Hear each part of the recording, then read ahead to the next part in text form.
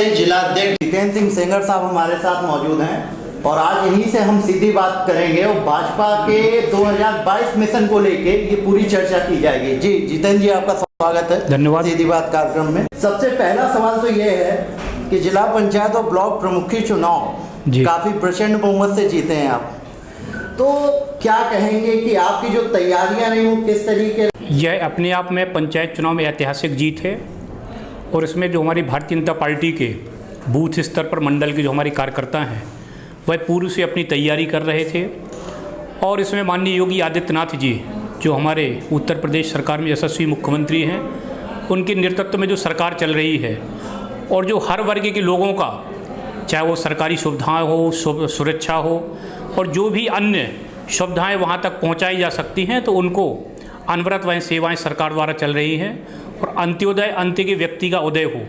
आज आपने देखा कि सबका साथ, सबका विकास, सबका विश्वास को लेकर पूरे उत्तर प्रदेश में जो यह एक प्रचंड पंचायत चुनाव में हमको जीत दर्ज हुई है, यह इतिहास में इसके पूर्व में किसी भी राजनीतिक पार्टी को यह गौरव प्राप्त नहीं हुआ। हम सभी लोग गौरवान्वित हैं कि भारतीय जनता पार्टी के नेतृत्व में यह जीत मिली और हमारे पार्टी के कार्यकर्ता इसमें उनका अहम रोल रहा। और पूर्व में भी आपने देखा और सपा और बसपा की सरकारों में भी किस तरीके से अराजकता, गुंडागिर्दी होती थी पंचायत चुनाव में। इस बार पारदर्शिता, निष्पक्षता के साथ में चुनाव हुए। सपा और बसपा और अन्य राजनीतिक दलों ने भी नॉमिनेशन किए, चुनाव हुए, वोटिंग हुए और वोटिंग के बाद परिणाम आपके सामने हैं। अगर हम बात करें इस जिला पंचायत चुनाव की और ब्लॉक प्रमुखी की, तो लगातार सत्ता को लेकर विपक्षी पार्टियों द्वारा हमले किए जाते रहे हैं। कभी कहा गया कि सत्ता का दुरुपयोग किया गया, कभी कहा गया कि ये सब बेईमानी की गई और ये योगी राज में एक आम प्रचलन बन चुका है, डंडे की सरकार है, सत्ता की सरकार है। क्योंकि क्या कहेंगे इस पे आप? कि चूंकि वह इसलिए कह रहे थे कि समाजवादी पार्टी की जब सरकार थी, जब आपने भी देखा होगा सपा की सरकार रही हो, बसपा की सरकार रही हो, पंचायत चुनाव में चाहे वह ब्लॉक प्रमुख का चुनाव हो, जिला पंचायत अध्यक्ष का चुनाव हो, कोई भी व्यक्ति नॉमिनेशन का फॉर्म नहीं मिलता था, उसको नामांकन नहीं कर पाता था और यदि नामांकन करता था तो आगे उसकी प्रक्रिया क्या है वो आप सब लोगों ने देखी है। वह गुंडागिर्दी, अराजकता के नाम पर वह चुनाव जीते जाते थे। आज हम यह गर्व के साथ में कह सकते हैं कि भारतीय जनता पार्टी के नेतृत्व में पूरी पारदर्शिता, निष्पक्षता के साथ में चुनाव हुए। सपा, बसपा, कांग्रेस, जो भी अन्य इंडिपेंडेंट लोग थे, जिन लोगों ने भी पर्चा भरना चाहा उन्होंने पर्चा भरा, चुनाव भी हुए और आपने देखा कि चुनाव में चूंकि बहुमत भारतीय जनता पार्टी के पक्ष में है, वो इसलिए है कि माननीय प्रधानमंत्री नरेंद्र मोदी जी का जो नेतृत्व, जो देश के सबसे लोकप्रिय ताकतवर नेता के रूप में उभरे हैं और लोगों के एक विश्वास जागा। सरकार की जो हमारी नीतियां हैं उसको जन जन तक पहुंचा, लोगों को उसका लाभ मिला। जो लोग कभी भारतीय जनता पार्टी को पसंद भी नहीं करते थे, उन्होंने भी भारतीय जनता पार्टी को अपनाया, उसका परिणाम आपके सामने है। दूसरी बार बतौर जिलाध्यक्ष आप इस जनपद की रूपरेखा को सुनिश्चित कर रहे हैं राजनीतिक समीकरणों के तहत। अब हाईकमान से किस तरीके के आदेश दिए गए आगे कार्य करने के लिए? यह हमारा सौभाग्य है कि माननीय प्रदेश अध्यक्ष जी ने हमें पुनः एक बार फिर से भारतीय जनता पार्टी जिलाध्यक्ष के नाते हमें कार्य करने का अवसर दिया। यह हमारे महोबा जिले के कार्यकर्ताओं की दम पर, चूँकि टीम वर्क सब लोग मिलकर काम करते हैं और हम जब सब लोग मिलजुल कर काम करते हैं, समन्वय बनाकर, निश्चित तौर से सफलता मिलती है। हमारा एक लक्ष्य रहता है कि भारतीय जनता पार्टी कार्यालय में भी जन सुनवाई का कार्यक्रम चलता है, तो वहाँ पर कोई भी किसी भी राजनीतिक दल का हो, यदि वो सपा और बसपा का भी कार्यकर्ता है, यदि हमारी भारतीय जनता पार्टी कार्यालय में आएगा, यदि हमें फ़ोन करेगा और उसकी शिकायत जायज़ है, तो निश्चित तौर से बिना द्वेष भाव के हम, चूँकि एक हमारा मानवीय जो दृष्टिकोण है उसको अपनाते हुए उसकी समस्या का निस्तारण करने के लिए हम भरसक प्रयास करते हैं। उसमें कहीं हम उससे ना तो जाति पूछते हैं ना पार्टी पूछते हैं, इसलिए कि आज वह व्यक्ति भारतीय जनता पार्टी को वोट नहीं कर रहा होगा, लेकिन मुझे विश्वास है कि आगे, अभी नहीं फिर आगे, वो भारतीय जनता पार्टी की रीति नीति और हम सब लोग की चूँकि संस्कारवान पार्टी है, तो निश्चित तौर से आगे प्रभावित होकर वो वोट करेगा। तो इसीलिए उसकी समस्या के लिए हम लोग क्या मददगार हो सकते हैं, हम भरसक प्रयास करते हैं। ग्राउंड जीरो में कैडर को किस तरीके से मजबूत कर रहे हैं आप? देखिए, जो प्रयास है कि नीचे हमारी बूथ स्तर पर, हमारे ज़िले में 772 बूथ हैं, 21 की बूथ लेवल पर कमेटी हैं और उसमें जो हमारी टीम है, 5 हमारे बूथ स्तर पर पदाधिकारी हैं, 1 हमारा बूथ का अध्यक्ष है, 2 हमारे उपाध्यक्ष हैं, 1 महामंत्री है। ऐसे जो हमारी 21 की जो टीम है, वो टीम मिलकर बूथ स्तर पर मजबूत किए हुए है और संगठन का कोई भी कार्य, अभियान हो, कोई ऐसा कार्यक्रम हो, सूचना मिलती है, तुरंत हमारी जो बूथ स्तर पर जो कमेटी है वो पूरा अपना कार्य करती है। और हमारी जो पार्टी के, चाहे वो बूथ स्तर के कार्यकर्ता हों, मंडल स्तर के हों, जिला स्तरीय कार्यकर्ता हों, सभी लोग एक बेहतर समन्वय बनाकर एक भारतीय जनता पार्टी का महोबा जिले में संगठन में भी आगे नाम कर रहे हैं। और पूरे उत्तर प्रदेश में हमारा एक महोबा जिला संगठन एक अच्छा संगठन और लोग पार्टी के कार्यकर्ता एकजुटता के साथ में कार्य करते हैं। वही प्रदेश में भी हमारे महोबा जिला संगठन के कार्यकर्ताओं को वहाँ पर भी वरीयता दी जाती है। और हमारे संगठन के जो हम लोगों के मार्गदर्शक हैं, उनकी दृष्टि में भी महोबा जिला संगठन को वरीयता प्रदान करते, जो हम लोगों के लिए गौरव की बात है। 2 करोड़ रोजगार देने का वादा था बीजेपी का। युवा वर्ग के पास जाने पे, जैसा कि सूत्रों से खबर आती है, जब ग्राउंड पे आप जाते हैं, काम करते हैं, तो बहुत से बेरोजगार ऐसे युवा हैं जो कि अपनी बात कहते हुए उनको बहुत महसूस होता है कि हम करें क्या, हमारे पास कोई फ्यूचर का कुछ बचा नहीं है। तो उनके लिए किस तरीके से मजबूत करेंगे आप, क्या रोजगार के साधन उपलब्ध कराएंगे? देखिए, ऐसा है कि स्किल इंडिया जो और सरकारी की जो योजनाएं हैं युवाओं को आगे बढ़ाने के लिए, कोई है आवश्यक नहीं कि रोजगार का आशय सरकारी नौकरी से हो जी। सरकारी नौकरियां जो 4.5 वर्षों में दी, वा तो न सपा और बसपा के कार्यकाल की भी मिला दी जाए तो हमारी सरकारी नौकरियों में भी हम सबसे आगे नंबर 1 पर होंगे। बाकी जो आपका विषय रहा कि चूँकि लोगों को स्वरोजगार देकर उनको अपने पैरों पर खड़ा करना, उनको स्वावलंबी बनाना, सरकार की ढेर सारी ऐसी योजनाएं हैं जिसमें युवाओं को रोजगार सृजन के अवसर मिले और युवा अपने पैरों पर खड़े हुए और लोगों को भी रोजगार देने में वह सक्षम है। यह हमारी जो सरकार की योजना है, उसी के बलबूते कार्य युवाओं को आगे बढ़ाने का कार्य चल रहा है। 2022 विधानसभा नज़दीक है, सर पे हैं या यूँ कहें तो, इसमें जनहित से जुड़े किन मुद्दों को, देखिए राम मंदिर छोड़ दीजिएगा जी, बेरोजगारी छोड़ दीजिएगा, गौ रक्षा की बात तक करिए, इसके अलावा कौन से मुद्दे रहेंगे इस बार भाजपा के? इसके अलावा तो चूंकि मुद्दे जो भी समाजवादी पार्टी, बहुजन समाज पार्टी, जो उनके मुद्दे थे जो वो कार्य नहीं पूर्ण कर पाए, वह हमने इस बीच में 4.5 वर्षों में कार्य पूर्ण किए हैं। आप महोबा जिले में किसी भी क्षेत्र में देखेंगे, स्वास्थ्य की सेवा के क्षेत्र में देखेंगे, अभी कल परसों के दिन ही माननीय मुख्यमंत्री जी ने जो इसका एक लैब का उसमें वो किया है, जो आगामी तीसरे फेज में जो कोविड का चल रहा है, तो उसमें RT-PCR की जो एक लैब जो 11 जिलों में एक साथ उन्होंने इनॉग्रेशन किया, तो उसमें एक हमारा महोबा जिला भी था। स्वास्थ्य सुविधाओं की दृष्टि से अभी 200 बेड का हॉस्पिटल के लिए स्वीकृति दी है। कार्य बहुत तेज़ी से, और आपने स्वास्थ्य सुविधाएं भी बहुत तेज़ी से महोबा जिले में डेवलप हुई, ताकि हमारा एक उद्देश्य है कि कोई भी व्यक्ति जो ऐसा ज़रूरतमंद है, असहाय है, गरीब है, उसको यहाँ से रेफर ना किया जाए। उसके लिए अनवरत प्रयास चल रहा है। उसमें हमारे माननीय जनप्रतिनिधियों का भी बराबर सहयोग प्रशासन को मिल रहा है। और उसमें ये है कि कोई भी हमारा यहाँ से रेफर ना हो, लोगों की समस्या यहीं पर सॉर्ट आउट हो।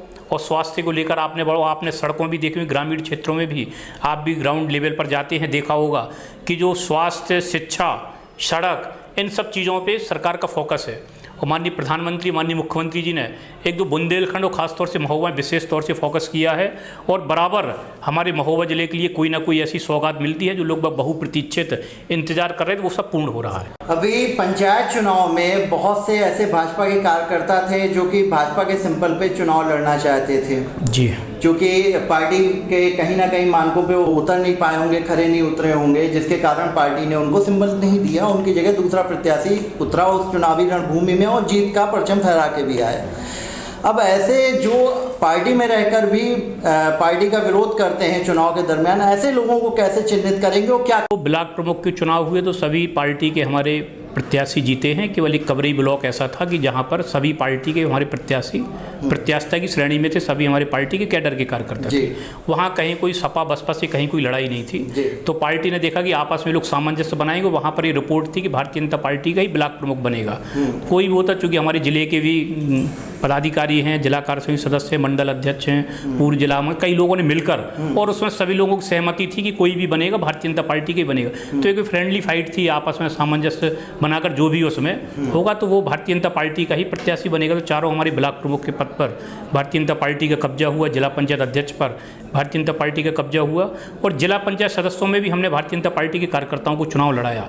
यह निश्चित तौर से आपकी बात से हम इत्तेफाक नहीं रखेंगे, क्योंकि एक जगह जब कहीं प्रत्याशी को एक जगह अधिकृत किया जाता है तो 10, 12, 15, 20 लोगों की श्रृंखला रहती है। और जब कहीं कोई जिसको भी अधिकृत कर दिया जाता है तो पार्टी का निर्णय सभी लोग सर्वमान्य मानते हैं, और वो तभी तक रहता है जब तक चुनाव होता है। चुनाव के बाद सभी लोग भारतीय जनता पार्टी के कार्यकर्ता हैं।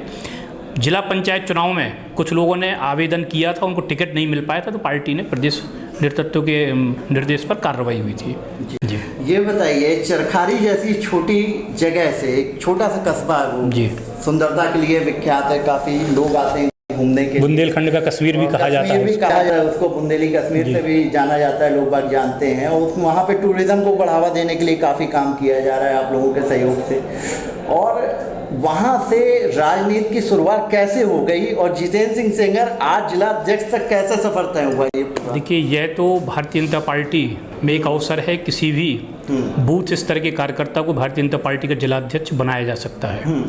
मैं अखिल भारतीय विद्यार्थी परिषद में कार्य किया 4-5 वर्ष, और उसके बाद 2000 में Bharatiya Janata party main body का मंडल का अध्यक्ष बना दिया। तब शायद पूरे उत्तर प्रदेश में शायद सबसे कम उम्र के हम रहे। उसके बाद दूसरी बार भी पार्टी ने अवसर दिया मंडल अध्यक्ष के नाते, फिर 2 बार जिले के महामंत्री के नाते कार्य करने का अवसर मिला।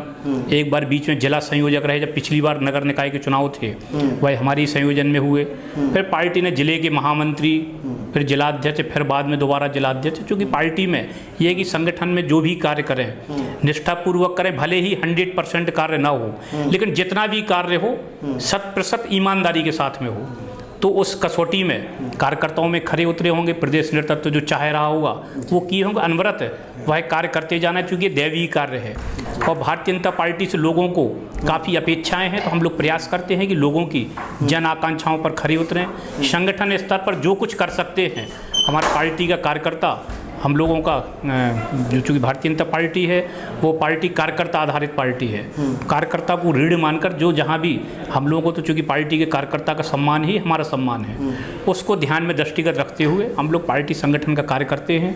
और चंद्रिका माई की कृपा रहती है, जिसमें पार्टी के कार्यकर्ता एकजुटता के साथ में जुड़ते, सफलता मिलती ही मिलती है। राजनीति में आने के पहले जितेंद्र सिंह सेंगर और आज के जितेंद्र सिंह सेंगर में क्या बदलाव देखते? वो आप शायद चरखारी में पूछेंगे, जो लोग मिलते होंगे, जो पहले थे वो आज हैं, हम में कहीं कोई बदलाव नहीं। मतलब जो आपने शुरुआत करी थी वो आज जो अनवरत चालू है, कहीं कोई नहीं हमारे, नहीं कोई आवश्यक ही नहीं है बदलाव के लिए। ना हमारी ना कहीं कोई सुरक्षा है, ना कहीं कोई हमें किसी से डर है। हम ईमानदारी के साथ में लोगों का काम करते हैं। रात में 2 बजे 3 बजे भी शादी ब्याह कार्यक्रम हो, ड्राइवर के साथ हम अटेंड करते हैं, कहीं कोई वो नहीं है। और सब ये सब चीज़ों का युवाओं के बीच में आपकी छवि को काफ़ी पसंद किया जाता है, कारण क्या है? चूँकि मैं स्वयं युवा हूँ और जो युवाओं की आवाज़ है, तो हम अपनी उस आवाज़ को और आगे बुलंद करते हैं। नहीं, बुजुर्गों में भी आपकी चर्चाएं होती हैं। ये बुजुर्गों का आशीर्वाद मिलता है, जो बुजुर्ग कहते हैं वही हम पार्टी संगठन में भी उसको फॉलो करने की कोशिश करते हैं। मिडिल क्लास के लिए बेहतर योजनाएं और कौन सी आप करने जा रहे हैं? देखिए, उज्ज्वला योजना एक थी, लेकिन उसको ग्रामीण तबके में वो रिस्पॉन्स नहीं मिल पाया जिस तरीके का रिस्पॉन्स उज्ज्वला को चाहिए था।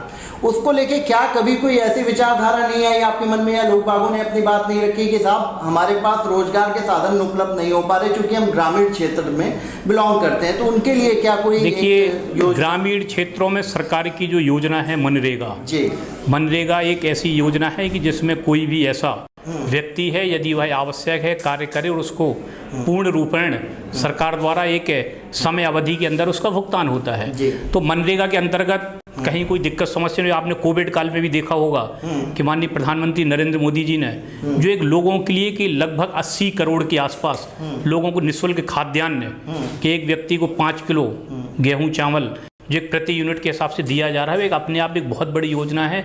हर वर्ग, हर जगह, ग्रामीण हो शहरी क्षेत्र हो, तो ऐसे संकट काल में भी लोगों को दिक्कत नहीं हुई। आपने देखा होगा कि कोविड में यदि कहीं पर भी निकले होंगे तो भारतीय जनता पार्टी, हमारे राष्ट्रीय स्वयंसेवक संघ के आनुषंगिक संगठन के कार्यकर्ता ही निकले होंगे। सपा और बसपा तो चूँकि विपक्ष के, वो लोग तो खुद संगठित होकर भी एक कोई सामाजिक कार्य करना हो तो वहाँ पर उनकी कहीं कोई आप उपस्थिति नहीं देखेंगे। आरोप जरूर लगाएंगे, क्योंकि उनको कहा जाता है कि आरोप लगाओ ताकि लोग जाने कि समाजवादी पार्टी भी एक राजनीतिक दल है। हमें कहीं कोई, चूँकि कई बार ऐसा रहता है कि कोई चीज़ हम लोगों को अच्छी भी नहीं लगती, तो हम लोग शासन प्रशासन में भी वो विषय रखते हैं ताकि एक जनता की जो आवाज़ है वह हम लोग ऊपर तक पहुँचा सकें।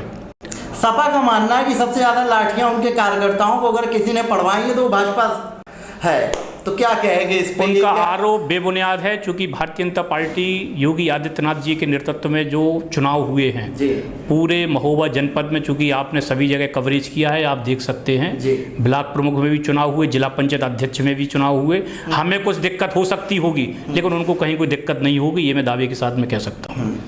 सोशल मीडिया में लगातार आप एक्टिव रहते हैं, लगातार बधाई देते रहते हैं, लोगों को शुभकामनाएं देते रहते हैं और सोशल मीडिया में आपको पसंद भी लोग बाग काफ़ी करते हैं। अभी हाल में कुछ पोस्टें मैंने कुछ दिनों पहले देखी थी जिसमें 2022 चुनाव को लेकर ये लोग बाग एक अपेक्षा कर रहे थे कि जितेंद्र सिंह सेंगर आने वाले भावी एक चुनाव में अपनी अहम भूमिका दिखाएंगे, कुछ करेंगे, रणभूमि में उतरेंगे, शंखनाद करेंगे। तो क्या ऐसा कोई विचार है आपके? देखिए, ऐसा है कि भारतीय जनता पार्टी का मैं कार्यकर्ता हूँ। कोई भी लोकसभा चुनाव हो, विधानसभा चुनाव हो, कोई भी चुनाव हो, जब भी कहीं कोई प्रत्याशी को पार्टी अधिकृत करती है तो भारतीय जनता पार्टी का कार्यकर्ता के नाते हम लोग स्वयं अपने आप को विधायक सांसद का चुनाव हम स्वयं लड़ रहे हैं वो मानकर हम लोग रणभूमि उतरते हैं, हमको सफलता मिलती है। लेकिन तो आपका क्या फ्यूचर प्लान है? फ्यूचर प्लान तो पार्टी ने, संगठन ने हमें जिम्मेदारी दी है कि जो भी भारतीय जनता पार्टी की तरफ से अधिकृत होगा उसको जिताने की जिम्मेदारी हमारे पास है। और कभी पार्टी अगर आपको जिम्मेदारी देती है चुनाव लड़ने की? अभी तो हमें जिलाध्यक्ष के नाते जिम्मेदारी दी गई है, तो अभी तो हम 2022 में दोनों विधानसभा क्षेत्र से कमल का फूल खेले, इसके लिए हम प्रयासरत हैं और पूरी ताकत के साथ में। पिछली बार का आपके इस चैनल के माध्यम से आश्वस्त भी करना चाहेंगे कि पिछली बार का भी रिकॉर्ड टूटेगा, क्योंकि पिछली बार हमारे पास मुख्यमंत्री जी का चेहरा नहीं था, दूसरा हमारी जो सरकार की योजनाओं का लोगों को लाभ नहीं मिला था और हमारे पास इतने जनप्रतिनिधि नहीं थे। अब सरकार की योजनाओं का लाभ है, लोगों को लाभ मिल रहा है, अन्य वर्गों का भी एक पूरी तरीके से जो एक लोग बाग कहते थे कि ये भारतीय जनता पार्टी शहरी क्षेत्र की पार्टी है, अब वो ग्रामीण क्षेत्रों में पूरी तरीके से रच बस गई। हर वर्ग का वोट भारतीय जनता पार्टी को वोट मिलने लगा, ओबीसी, पिछड़ा, अति पिछड़ा, एससी, अति दलित, सामान्य, हर वर्ग का वोट भारतीय जनता पार्टी को मिलने लगा। तो हम निश्चित तौर से कहेंगे कि अभी 325 सीटें मिली थी, अब इस बार माननीय योगी आदित्यनाथ जी, माननीय प्रदेश अध्यक्ष स्वतंत्र सिंह जी भाई साहब के नेतृत्व में 350 का आंकड़ा पार होगा। और पिछली बार जो हमारा जो रिकॉर्ड था चरखारी महोबा, वो इस बार और बहुत तेज़ी से जो वोट परसेंटेज था वो बहुत तेज़ी से भारतीय जनता पार्टी के पक्ष में पड़ेगा, यह मैं विश्वास के साथ में आप लोगों के बीच में कह सकता हूँ। अभी आपने सुना हमारे संग बुंदेलखंड के सबसे कद्दावर जिलाध्यक्ष के रूप में अपनी पहचान बनाने वाले और राजनीति में जोड़ तोड़ की जो राजनीति होती है उसमें पारंगत, अगर मैं कहूँ तो ये ज़्यादा अतिशयोक्ति नहीं होगी, ज़्यादा बड़ा अल्फाज नहीं होगा, जिसमें उनको महारत हासिल है और जिसका जीता जागता अभी सबूत हम लोगों ने देखा है। जिला पंचायत चुनाव की बात करें, चाहे ब्लॉक प्रमुखी की बात करें, उन्होंने अपने दम पे भाजपा को कहीं ना कहीं पूरे रूप से स्थापित कर दिया इस दोनों चुनाव में और उनका दावा है कि 2022 में कमल खिलेगा और पूर्ण रूप से खिलेगा और हम खिला के रहेंगे। अभी हमारे संग बीजेपी के जिलाध्यक्ष जितेंद्र सिंह सेंगर साहब थे, उन्होंने साफ तौर पे कहीं ना कहीं भाजपा के 2022 में जीत के लिए 100% रजामंदी दिखाई है और उनका मानना है कि निश्चित रूप से भाजपा फिर से 2022 में कमल खिलाएगी। महोबा से कैमरामैन प्रशांत चक्रवर्ती के साथ ऋतुराज राजा और जय हिंद, जय भारत, भारत माता की जय।